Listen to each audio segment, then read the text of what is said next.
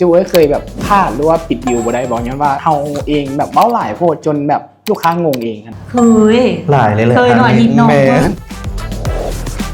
เคยเนาะเพราะว่าเฮาเว้าจนลูกค้าบ่ฮู้ว่าจะฟังตัวใดก่อนและเว้าหลายเกินไป โดยเว้าหลายเกินไปแล้วลูกค้าบ่เข้าใจเลยแล้วส่งมาให้ลูกค้ากดดันก็คืออันขึ้นมาแล้วพร้อมจองโบลูกค้าออกมื้อใดเนี่ยลูกค้ายังบ่ได้คืนซ้ำยังบ่ได้ปรึกษาครอบครัวก็เฮ็ดให้ลูกค้าอึดอัดแล้วก็แบบกับคนเด้อสินะ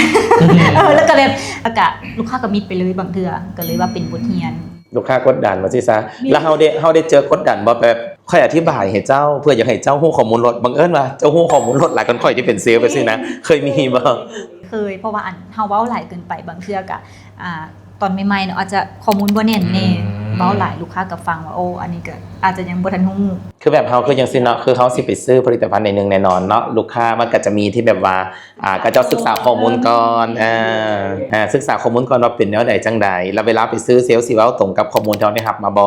มันก็สิมีในรูปแบบนี้ แม่นแล้วตัวนี้นะ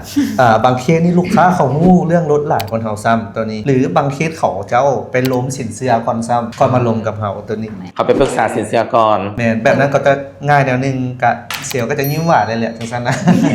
ถ้าเป็นอย่างซาลาเซลยิ้มหวานแมันบ่ ยิ้มหวาน ยิ้มหวานว่ามาละ แต่บ่ฮู้สิจองบ่ เยี่ยมมาละ